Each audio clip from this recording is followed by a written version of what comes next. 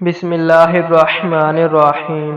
حضرت انس رضی اللہ عنہ بیان کرتے ہیں، رسول اللہ صلی اللہ علیہ وآلہ وسلم نے فرمایا، جس شخص میں 3 خصلتیں ہوں اس نے ان کے ذریعے ایمان کی لذت و حلاوت کو پا لیا، جس کو اللہ اور اس کے رسول سب سے زیادہ محبوب ہوں۔ جو شخص کسی سے محض اللہ کی رضا کی خاطر محبت کرتا ہو، اور جو شخص دوبارہ کافر بننا اس کے بعد کہ اللہ نے اسے اس سے بچا لیا ایسا ناپسند کرتا ہو جیسے وہ آگ میں ڈالا جانا ناپسند کرتا ہے۔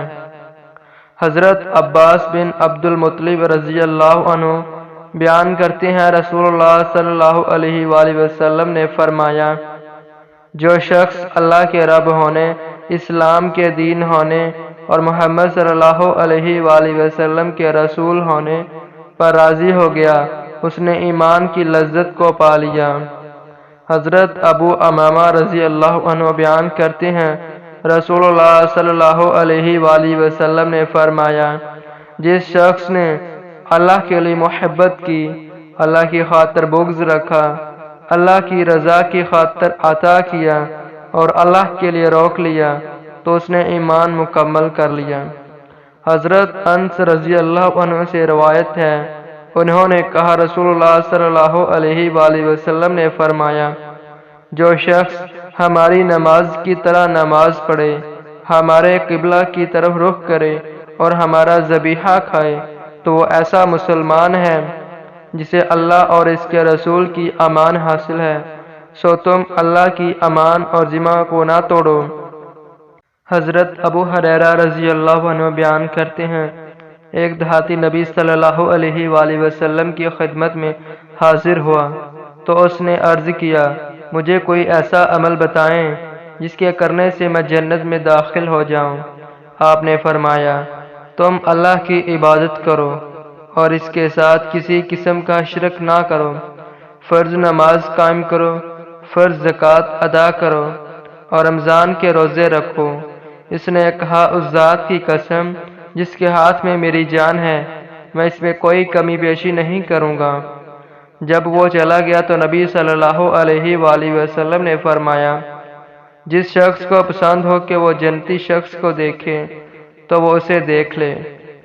حضرت سفیان بن عبداللہ ثقفی رضی اللہ عنہ بیان کرتے ہیں، میں نے عرض کیا، اے اللہ کے رسول صلی اللہ علیہ وآلہ وسلم، مجھے اسلام کے متعلق کوئی ایسی بات بتائیں کہ میں اس کے متعلق آپ کے بعد کسی سے نہ پوچھوں، اور ایک روایت میں ہے، آپ کے سوا کسی سے نہ پوچھوں۔ آپ صلی اللہ علیہ وآلہ وسلم نے فرمایا، کہو میں اللہ پر ایمان لایا، پھر ثابت قدم ہو جاؤ۔ حضرت انس رضی اللہ عنہ سے روایت ہے کہ نبی صلی اللہ علیہ وآلہ وسلم سواری پر تھے، جبکہ معاذ رضی اللہ عنہ آپ کے پیچھے بیٹھے تھے۔ آپ صلی اللہ علیہ وآلہ وسلم نے فرمایا، معاذ، انہوں نے عرض کیا، اللہ کے رسول، سعادت مندی کے ساتھ حاضر ہوں۔ آپ نے پھر فرمایا، معاذ، انہوں نے عرض کیا، اللہ کے رسول، سعادت مندی کے ساتھ حاضر ہوں۔ آپ نے پھر فرمایا، معاذ، انہوں نے عرض کیا، اللہ کے رسول، سعادت مندی کے ساتھ حاضر ہوں۔